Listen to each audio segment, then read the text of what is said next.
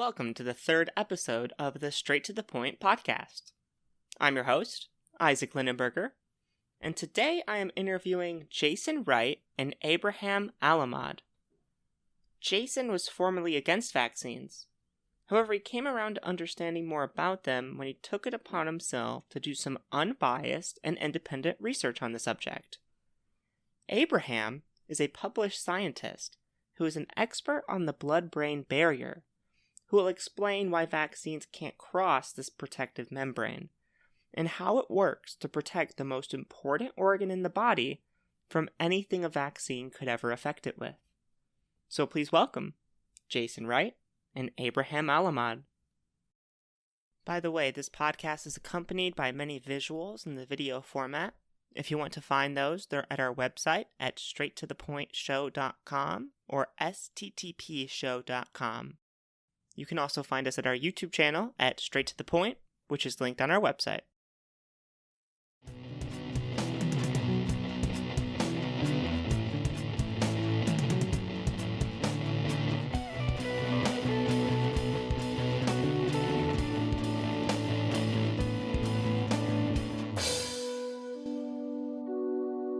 Welcome to the podcast, Jason.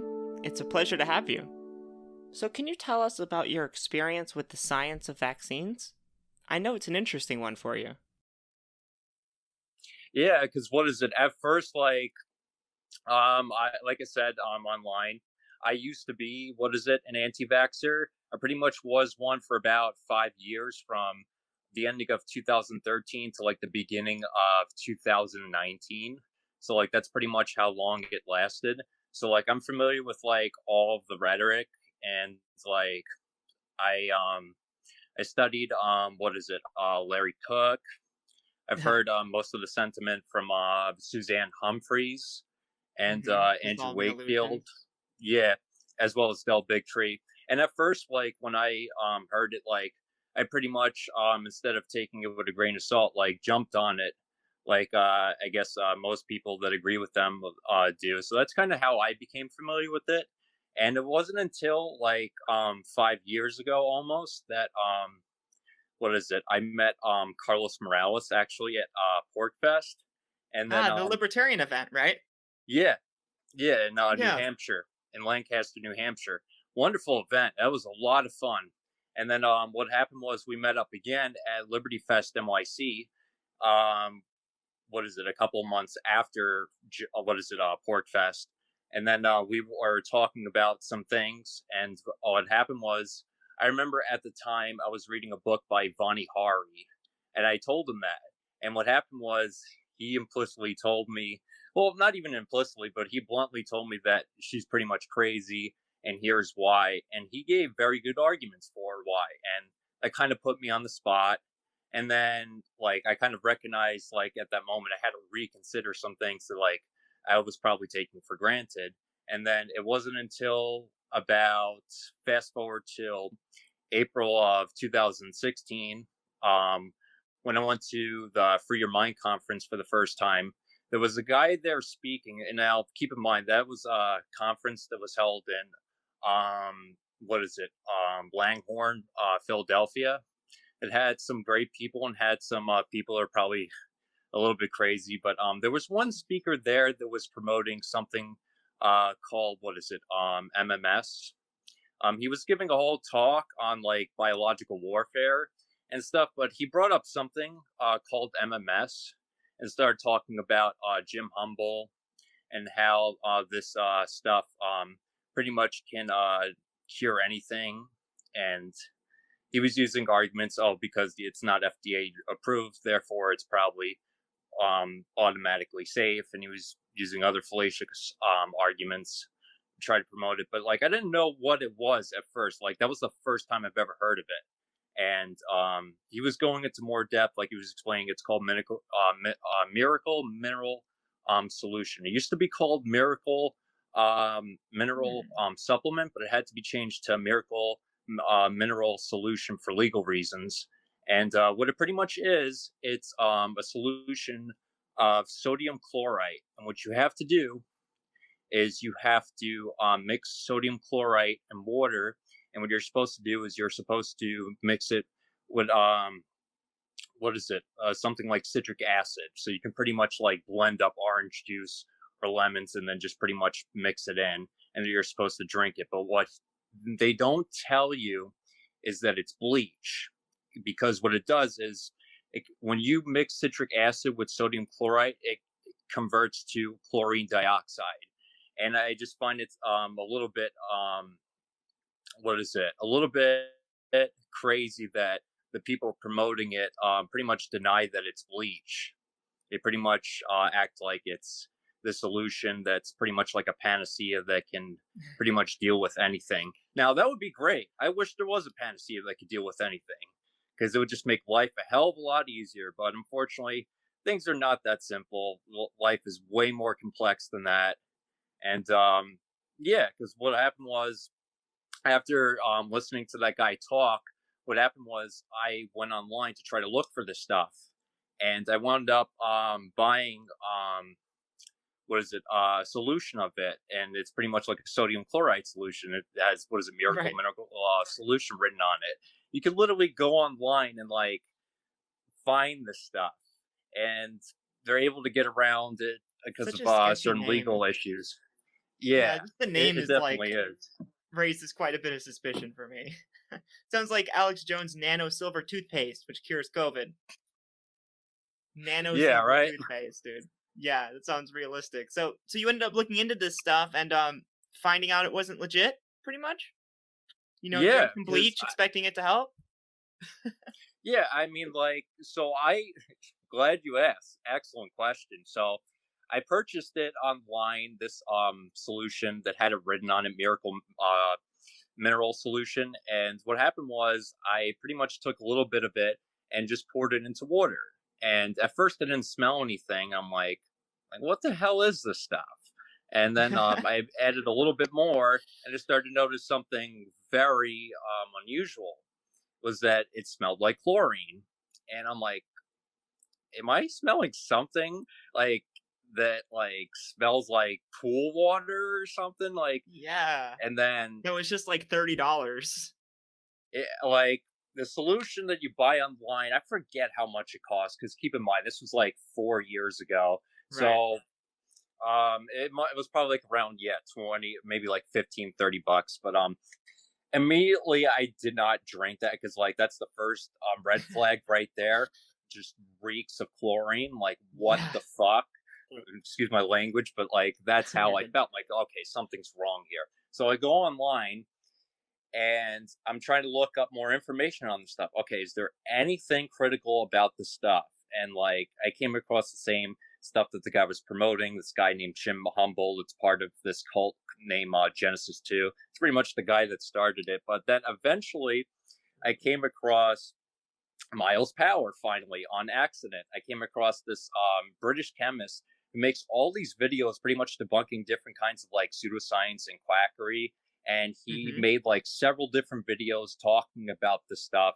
And that's how I completely found out on accident, like that this stuff is not only bunk, but I also discovered completely on accident that, was being taken for a ride. And it led me to discover other things, because I started watching his other videos. They're excellent. Mm-hmm. Definitely recommend Miles Power to anybody that's not familiar with him. So did he talk about vaccines as well? And that's where you came across more accurate vaccine information too? Yeah, he definitely does talk about vaccines. He definitely has in his earlier videos. So like he definitely does talk about that too. That's kind of how I started questioning it a little bit, but I started to get more interested in vaccinations once my friend Jim Jesus started becoming once he started to become vocal about it, like last year. He made a Mm. video titled what is it, questioning the nap as a libertarian. And in the video, he gave his brief position on vaccines. I'm like, okay, now I have to really, really question my position, because like that was something I didn't change my mind on yet. But what was important was what happened 4 years previously, to get exposed to, there is such a thing as quackery and pseudoscience, and it still Right. is prevalent today. And then finally getting exposed to like one of my good friends who I met, and I'm familiar with Jim Jesus because I met him at, what is it, Jack Fest 4 years ago almost. So like I got to meet him in person and got to talk to him and pretty much like, just have fun with him on a bonfire and just talk about cool shit. So like that's kind of how I met him. And then I went online and like I found his YouTube channel on accident and I found his website and I started following him ever since. Like he's like from the skeptic community, so he'll like make videos critiquing people within the liberty movement. Like he'll do that kind of stuff and it's pretty cool. And but like Nice. when he made that video, he gave his brief position on vaccinations and like because I know this is someone like that definitely is smart. Like I definitely wanted to take a step back and like reconsider my position because still like at that time, like I still consider myself, I still like looking back like how I would today, like for that time I was still an anti-vaxxer. So I'm like, okay, I need to reconsider my position. And that's when I started going online. Like, and then that's when I got exposed to other people like Bob the Science Guy, who also makes a lot of videos going over flat Earth stuff. And then I discovered Jeff Holiday, who has like a whole series on the Vax documentary that I also think came out Oh, 4 years ago. Yeah, he did like a whole series on it. I think he did like 7 videos over it. They're wow. all great. Yeah, Yep. that So sounds like, awesome. That's kind of similar to my story too, because you were in the liberty movement and you were questioning vaccines, but then you realized pseudoscience was a thing. And then when you realized that vaccines were potentially a part of that, it started to kind of open your mind up a little bit. And I think part of the problem is people are afraid that if they change their mind, they'll appear that they're not consistent. But personally, I think if you're someone who changes your mind in response to new and better evidence, that's a sign of intelligence, right? That's something I want to see in someone. I think you should be more willing to change your mind if it's a circumstance like that. So, did you experience any of that yourself? Did you feel like you didn't want to change your mind because you'd be going back on, you know, things that you tried to be consistent in? Did you feel any of that yourself? there definitely was times where I felt I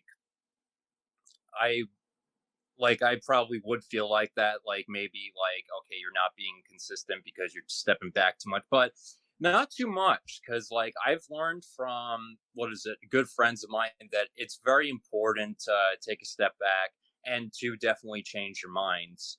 Right. Um, it's because like if you are presented with information that if gets proven to be unequivocal and you still refuse, I think that's a sign of being disingenuous and Yeah. just not really being true. Yeah, not being Yeah. honest with yourself. And even if you don't know it, it is being closed-minded. So just to wrap things up with this, it it's Bob the science guy actually, right? Not Bill the science guy. Yeah, Just not Bob the yeah, science guy. right, right. Not to be Right. confused with Bill Nye the Science Guy, who I Right. do have some issues with. But yes, Bob the Science Yes. Guy. Yeah. So just to end your discussion, I'm really glad you brought this up. Have you ever heard of any rumors about the blood-brain barrier in vaccines? Because I want to get into that next, and this will hopefully be an example of preconceived notions being proved wrong with better evidence if, people believed any of the things we're going to cover today. So that should be pretty thorough. But have you heard any of that before? I have briefly, like, I've heard like a lot of stuff. Like, I have heard people talk about like the adjuvants in vaccines. Like, I've heard that like just to infinity and beyond. I've heard that so much, but very recently, I have heard of like the blood-brain barrier stuff. Like, I got exposed to that because Jeff Holiday produced a video like answering Jordan Sather's 5 reasons not to vaccinate, Ah, and Jordan. he did talk about the blood brain barrier. And I did spend I did spend time after watching that video like trying to do some research on the blood brain barrier. And what's amazing is I didn't even know this, but like what is it with in the blood brain barrier, like if you look in your spinal tissue, like it's very like low amounts of it could be lower amounts of protein than you would measure like throughout your body. So people love to use the excuse like, well, how can your blood brain barrier keep out things that are very like very small. that you couldn't probably see like visually with your eyes, which is a good question. But like, what I didn't know either was that your blood-brain barrier can keep out a lot amounts of protein as well as germs and viruses. Yeah, that's So like like, part of the point of it, right? So actually, we have yeah, an expert on the blood-brain barrier who we're about to bring on screen. So I'm curious if he says that what you just said is right, but I don't know. We'll find out. I'll leave it to him. But yeah, Jason, definitely. I could be wrong about something. yeah. Well, we'll find out, right? We'll see if we change our minds in light of new and better evidence. So thank you for sharing that, Jason, and I appreciate all your thoughts on Facebook and all that stuff. We can find you on your Facebook, right? You Yeah, you just can find Jason me on Wright. Facebook. Yeah, you can find me on Facebook, Jason Wright. All you really have to do is just look for the photo of what is it, the Facebook app getting thrown in the trash. Like Yeah. it's that simple. Yeah. Yep, that's it. Yep, that's your profile picture on Facebook too, which is hilarious. All right, Jason. Well, thank you Thank so you. much for your time, and look forward to talking to you in the future. You too. Thank you so much for giving me the opportunity. Yeah, no problem, man. See ya. Okay. Peace. So now we have Abraham coming on. Here we go. Hey. Hey, how are you How's it going, doing? Abraham? I'm doing good, thank you. Awesome. Good to hear. Good to hear. So Thank we you. got a little bit into the blood-brain barrier before you came on. So real quick before we get started, did what he say sound accurate? Sound kind of close to the money? To be honest, I didn't hear anything about, I mean, I couldn't hear him, yes. So if you can give me like a summary of what Jason have said, so I can maybe try to wrap up. He said that there's a thought that small viruses, very small particles that you can't see with your eyes, they should be able to pass the blood-brain barrier, right? But it's not exactly how it works. It can stop small particles. Exactly, yes. And this is something, that we have, in the field, is one side of the field is about understanding what is the blood-brain barrier and how it works and what's happened during disease. And another part of our field is what we call drug deliveries. Like try to find a way to give drugs and medications across the blood-brain barrier to treat neurological disorders. One thing I can think about is brain tumors. And what is very interesting, is like when I hear about nanoparticles like magically crossing the blood-brain barrier, it makes me laugh and perplexed because I know like dozens of like researchers in my field, they have been struggling for decades to find a Trojan horse they can use to I would say deceive a blood-brain barrier and find a way to deliver a cargo from one side to another. And it was like maybe 2 weeks ago, we have now a weekly seminar organized by different people in the field. And we have Professor Margareta Hammarlund from Uppsala University in Sweden. She's interested about trying to deliver drugs across the blood-brain barrier. And one thing she tried was to work on nanoparticles as a way to deliver. Her conclusion was that there is nothing really changes. You try to give your drugs naked, so without the nanoparticles, a very small amount crosses. Now, if you try to make your drug inside these particles and deliver it, there was nothing really much changed, in terms of a crossing. And yes, people have tried different formulations, different way to make nanoparticles, and so far there is no very good candidates. That is very funny. So they're actually trying to find something that can pass the blood-brain barrier easily to deliver something into the brain, yes. Science, and they can't. And so they say that we have this for vaccines, and it definitely works, and it's not even in the field of brain science yet. It's like something we want to have, but we don't have yet. That's very interesting. Exactly, yes. Because I would like to know, there are some really serious neurological disease outside that really needs a cure or needs something to deliver chemotherapies. I think about brain tumors like glioblastoma multiforme. This is really a nasty one. Patients, they usually get diagnosed by the age of 50 to 60s, and there is nothing really much you can do about. You have radiotherapy, you have surgery to try to remove a tumor. You have only one drug that seems to work, but is not working that great, is like temozolomide.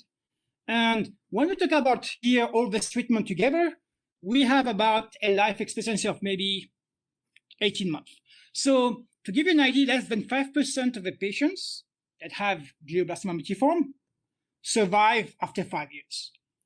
I'm not even talking about patients that have brain metastasis from like breast cancer or melanoma or from skin cancer, the numbers are even like worse, like we're talking about like 6 months. This is really dramatic, and I think even worse about that is like, as a father, is like when you have babies or children that have primary tumors like medulloblastoma, you have different types, and you have, for example, you have a group C and D that have a very aggressive type of tumors, like for example, like diffuse intrapontine glioma.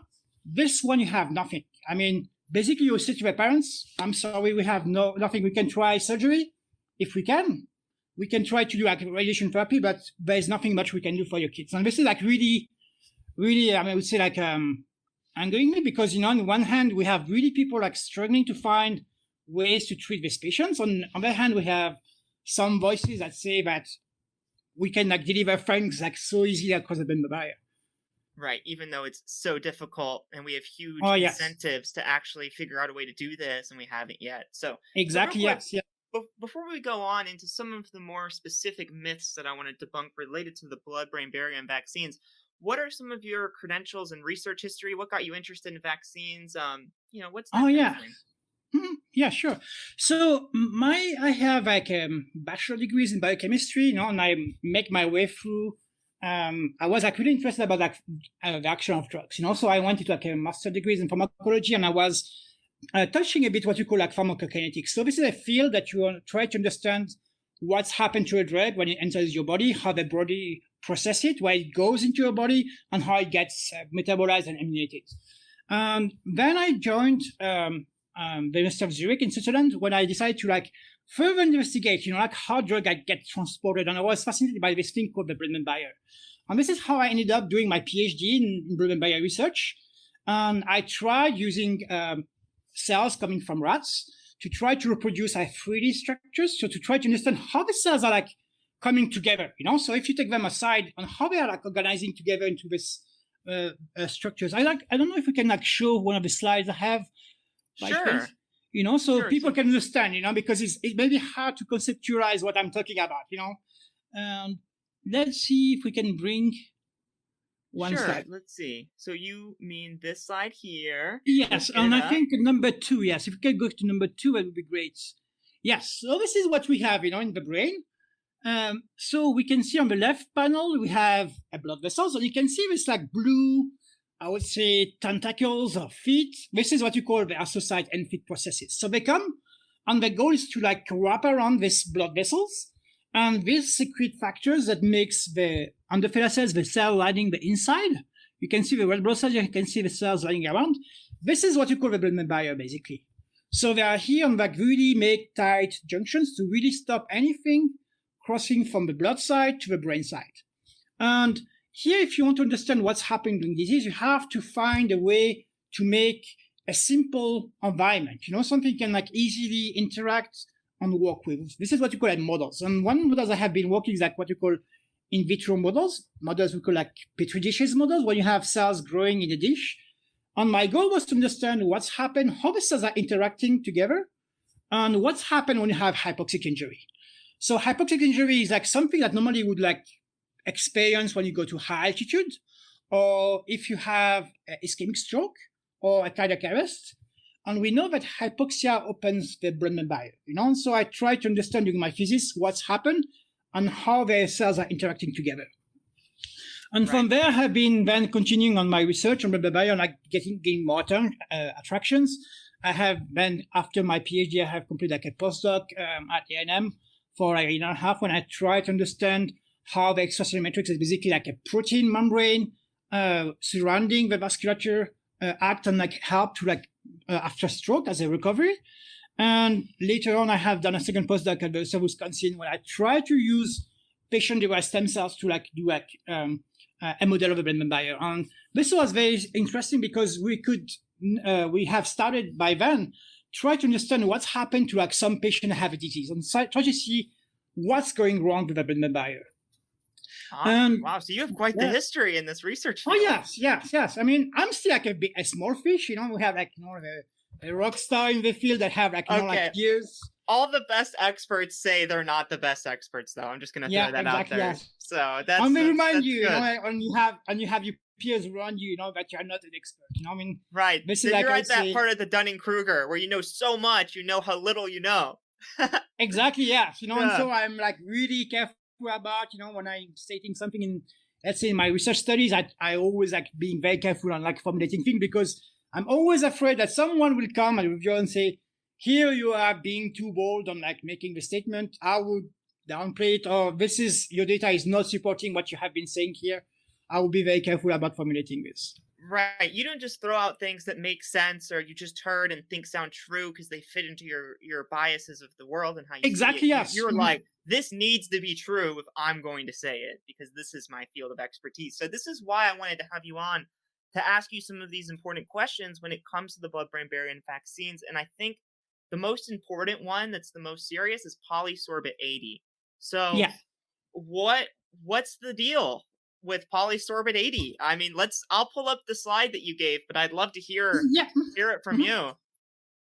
Yeah, so this is like, it goes in the vein of like finding ways to deliver drugs. Like I said, we have like brain tumors and I have nothing really to have like chemotherapy to cross the blood-brain barrier. So basically we're like in the same situation where right now with like COVID-19. We try to throw every little thing we can find on it and find something to operate. And the Polysorbate 80 comes out in 1984. There's a paper I have like cited from 1984, like Journal of Neurosurgery, that have tried to see how can we improve the delivery of etoposide. So etoposide is a drug that is known to kill tumors, like cancer cells. And so the author thought that, maybe if we can find a way to improve the delivery of this drug into the brain, we can maybe try to find a way to treat brain tumors. So they did what was to like take some mice and like directly inject the drug by itself or the drug mixed with Polysorbate 80. And so they found out that if you give enough of the drug directly injected in like carotid arteries into the brain, you can start to see an opening of the blood-brain barrier. You can start to see some leakage that suggests, that some etoposide could cross the blood-brain barrier. But now you have to look at the numbers, like what is the amount you have given? It's huge. So if you compare to what you would have in an HPV vaccine, we're talking about almost 3,000 times the dose they have used to open the BBB. So this is already like one problem. It's like you're going to have to use a megadose of Polysorbate 80 to have a chance to open the blood-brain barrier.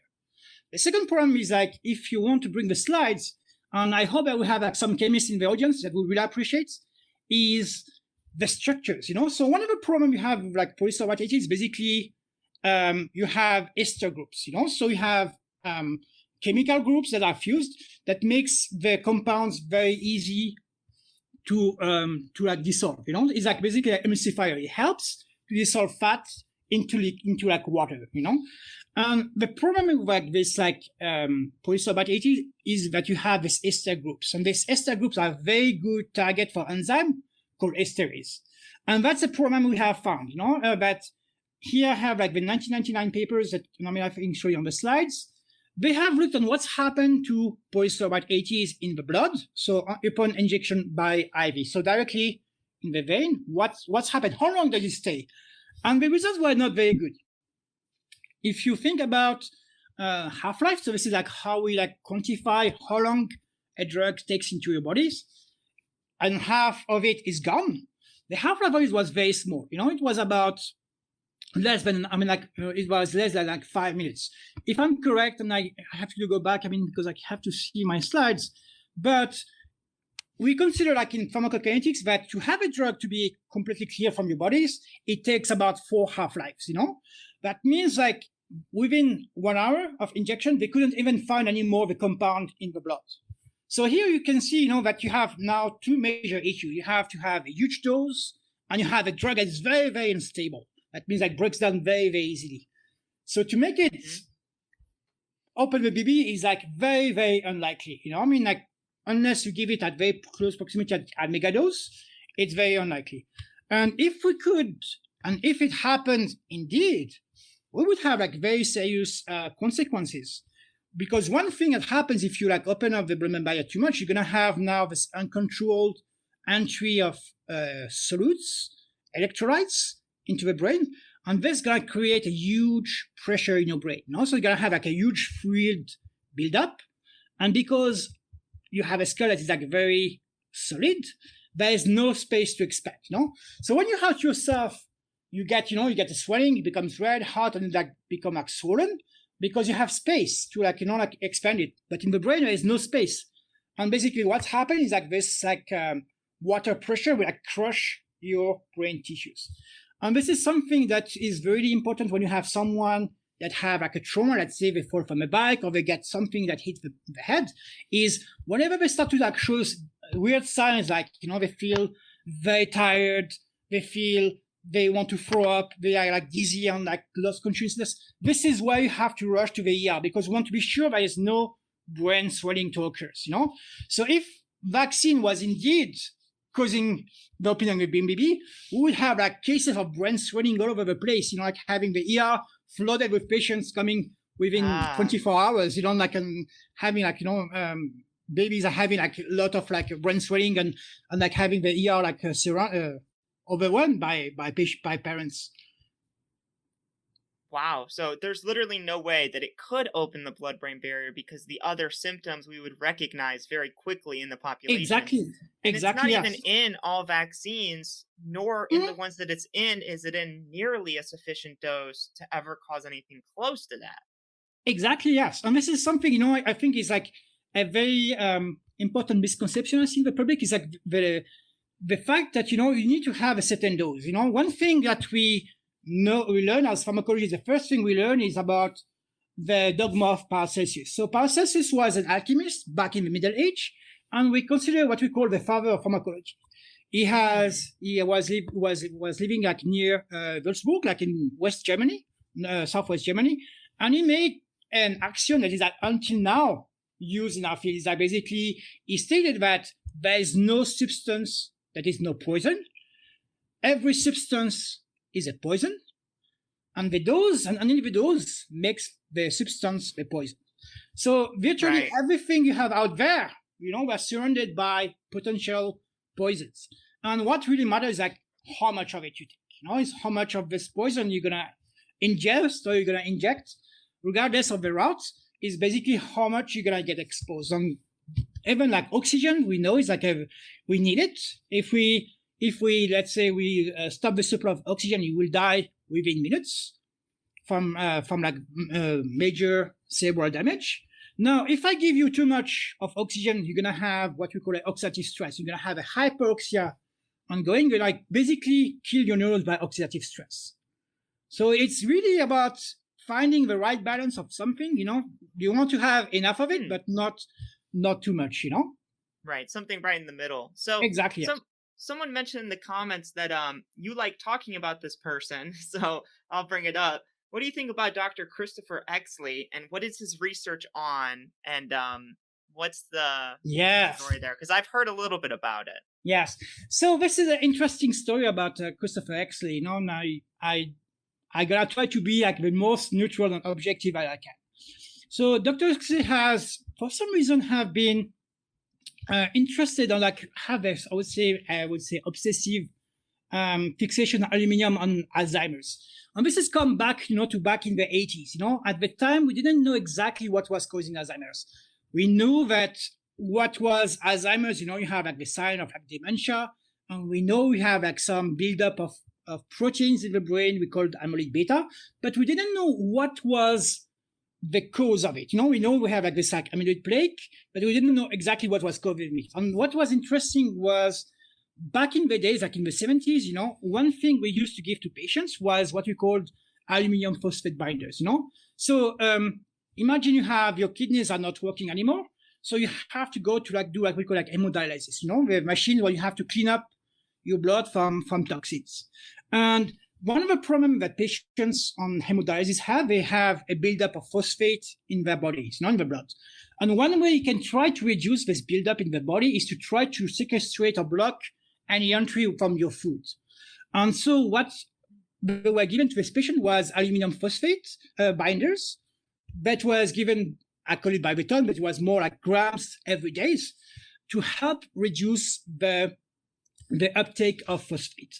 The problem is that, that it was a huge amount of aluminum. Of course, you're going to have a fraction of it will cross the gastrointestinal tract or the GI tract and end up in the circulations. So this patient had about 5 times to 10 times the normal level of aluminum in blood we have, and this was going for years.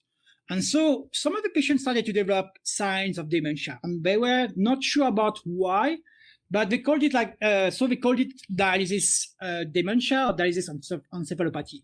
And then they concluded that this very high level of aluminum that was in the blood for years was maybe a cause.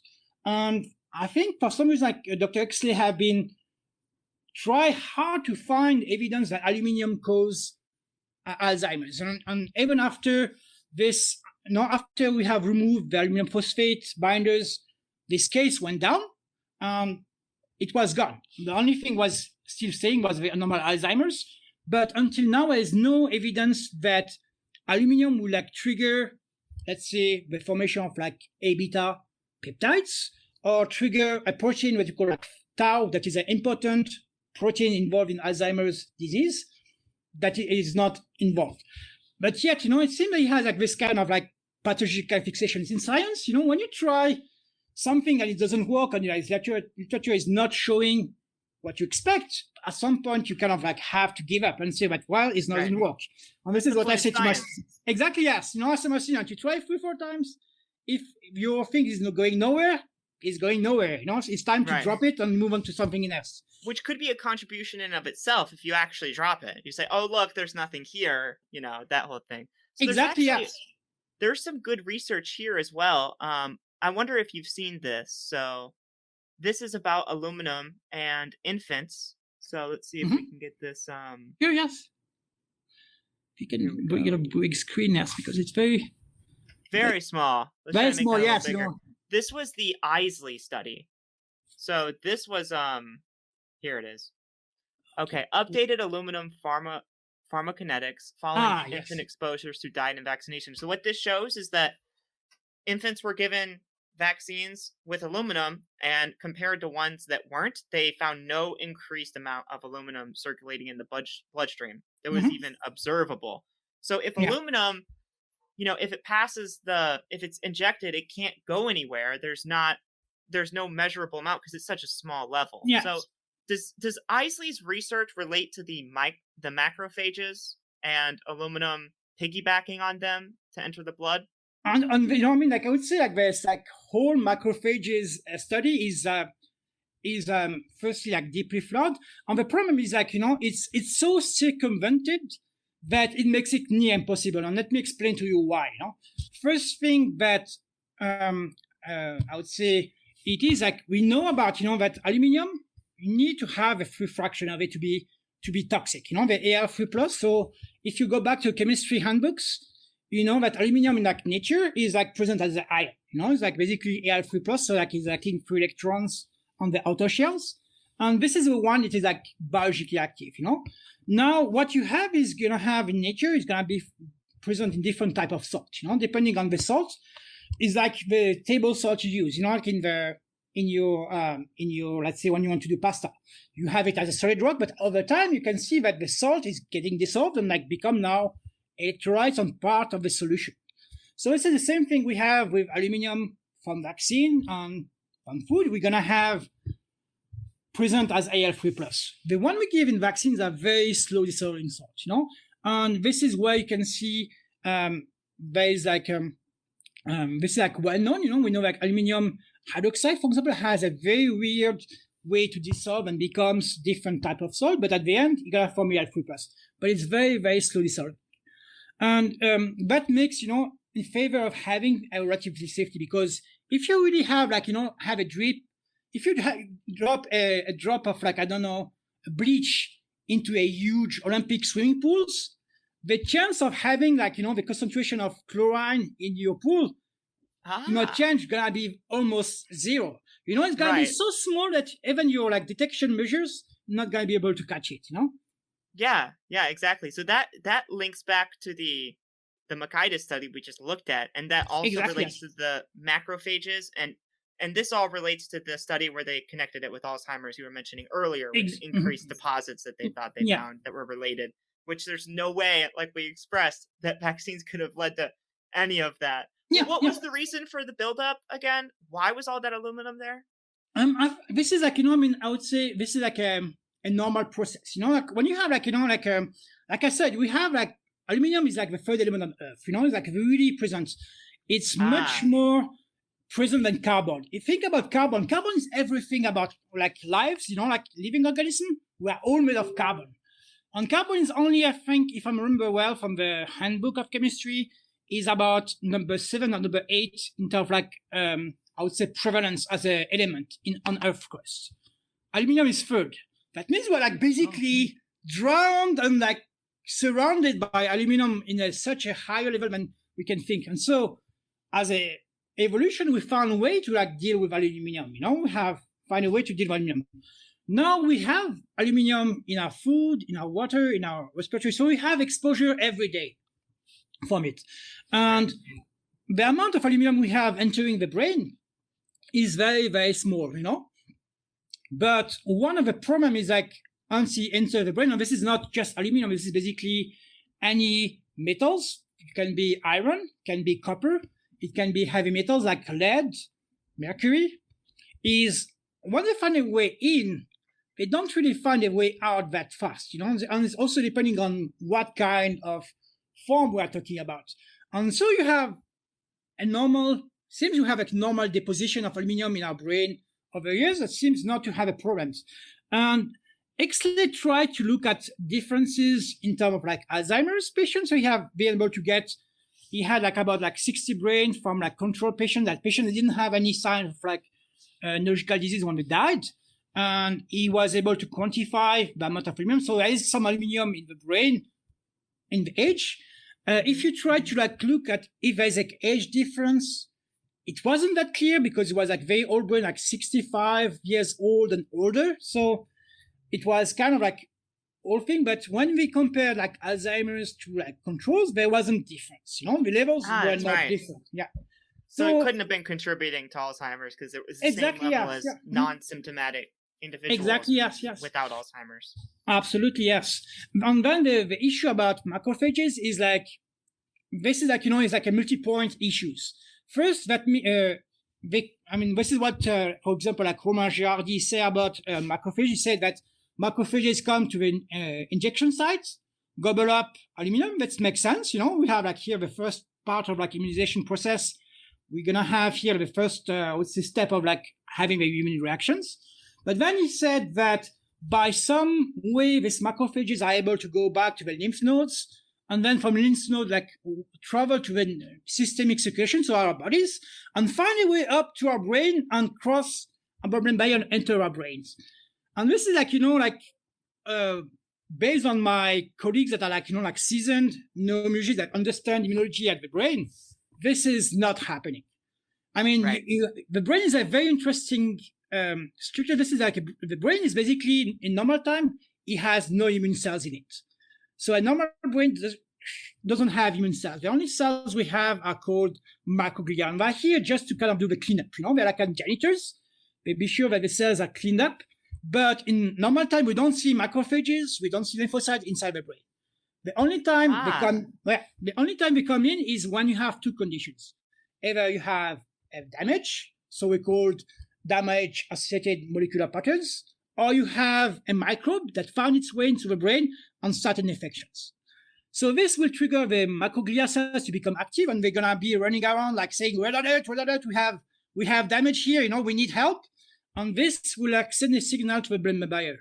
The blood-brain barrier will start to put some anchors on the surface that we called activations. So we have a series of different adhesion molecules that are here gonna be like anchors. So now the immune cells can see that there are some anchors on the BBB, and now they can slip through the blood-brain barrier because they need to have this anchorage protein on the surface to be enter the BBB. In normal time, we don't have them, so there's no way for the immune cells to enter. But when you have the endothelial cells activated, this is where you're gonna have immune cells find a way to enter the brain and start now immune reactions.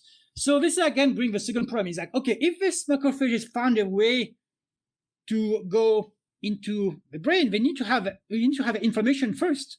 And how this happens, I don't know.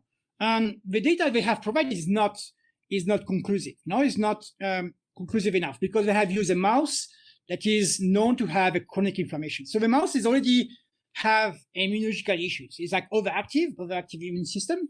So it's not exactly representing what we know in real life, like in normal patients. Right. So and finally, where the mice problem comes in, where exactly they compare it to the human blood-brain barrier. Exactly, yes. And this is something we have. Is also like omitted by the fact we have that aluminium find a way to enter the blood-brain barrier does not require macrophages. So you look at the work of like Robert Jokel, you have found that you have transferrin, is basically a protein that transport iron in our bodies, have a way to deliver this into our brain via receptors called transferrin receptors. And aluminium finds a way to piggyback on the transferrin. It can like try to pick a seat in like a musical chair. Think about a musical chair between iron's atoms and aluminium. So aluminium can find a fit and like pick a seat from that would be like for iron, and this way enter the brain. And this is like the main route of we know about, for like aluminium into the brain is like via transferrin receptor mediated transcytosis. So awesome. Now this is wow. Yes. So yes, we know quite well about how aluminium enters the blood-brain barrier. So this is why it makes no sense. Even like later, very recently, like Karen Weiser has been redesigning and like going back to all this work on like by Florent and colleagues and Mitkus to like really kind of like having a final say on what's going on really.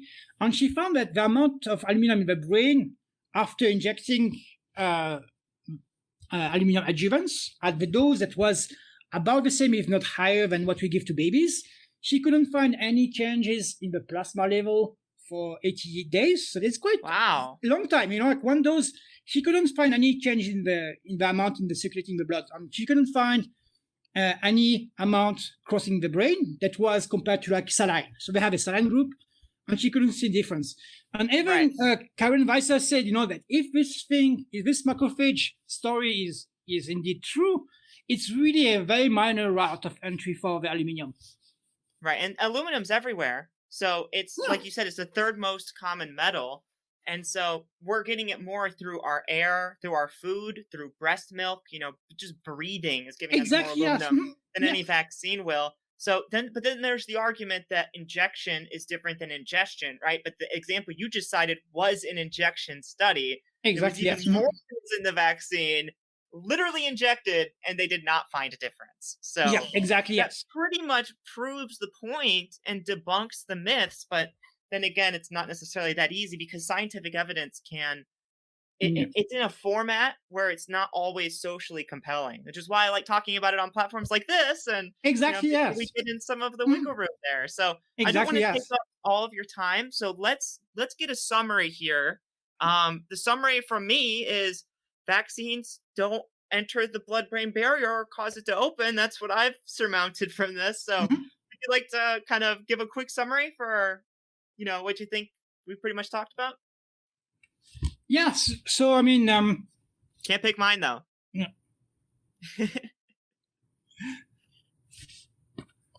You're good. Okay, I'm good. Yes. No worries. Yes. So, yes. I was just good. Yes. What I can say, that so far there is no evidence that vaccine induce disruption of the blood-brain barrier. We have several studies that look at the different ingredients and show that there is no major difference, or there is no concern, and that until now, there is no evidence that, like vaccine opens the BBB, or even like particles like of vaccines, like even like viral particles, like for example, measles virus, cross the BBB in normal patients. But we're still like, we have still like to look for evidence. So far, I didn't find any paper that have found that, like vaccine cause harm to the blood-brain barrier. Oh, that's a good point. So some of these diseases that vaccines prevent can open the blood-brain barrier and cause damage, like encephalitis from measles, right? Exactly, they can actually. So if you're worried about opening the blood-brain barrier, you need to get a vaccine to stop that from happening. Exactly. Right? Yes. Exactly. The Yes. opposite of what people are thinking then. And this is Wow. like, yes. And this is something about measles, that I found is like the most pernicious things. It finds its way to like get into the brain very silently, like stealthy, like a ninja. And then it stays quiet for years.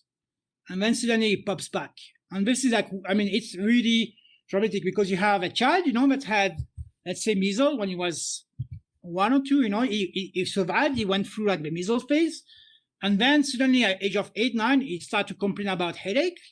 And boom, he started to become non-active anymore, He becomes deeply like lethargic. He doesn't answer anymore to stimulus, like he enters into like a strong comatose. This is like SSP is a very severe and fatal conditions, that nothing will like trigger, there is no warning sign, it will come like this. And this is what, as a parent, really like scares me, to think about that one day my son, my daughter, like that was like suddenly healthy, suddenly like becomes, completely on like comatose situations. Right, and that can happen from some of these vaccine preventable diseases. So it's just exactly, so interesting that people are afraid that the vaccine will cause this when not getting the vaccine poses you the most risk at these complications. So I gotta say, thank you so much for coming You're on. welcome. You're welcome. It was really a pleasure. Yeah, you really know what you're talking about. I'm hoping that we can we can continue the discussion in Vaccine Talk. So this is normally where we continue all of our discussions. If anyone wants to find it real quick, just type in vaccinetalk.org. It'll take you right to the group and search Straight to the Point. And all our sources and evidence will be there. We'll include the slides if that's cool, or is that property of the university? No, it's mine. It's my property, so you can go ahead. And I have the sources, yes. So you're more welcome to share that publicly. Great. Cool. So everyone come join us in Vaccine Talk for a discussion. And if you want to find the show, you can visit us at our website, straighttothepointshow.com, or just the abbreviation, stdpshow.com. YouTube, iTunes, Spotify, all that stuff. I think YouTube's best because you have the video format. But yep, go ahead and follow the show and see us in Vaccine Talk, and we will continue the discussion there. So thanks everyone for joining, guys. That was a great discussion. I hope you enjoyed that episode of Straight to the Point. I can certainly say I learned a lot myself. You can find the transcripts, PowerPoint slides, and video format of this episode at straighttothepointshow.com or sttpshow.com, or on our YouTube channel, Straight to the Point, which is linked on our website. Thank you for listening, and I hope to see you for the next episode of Straight to the Point.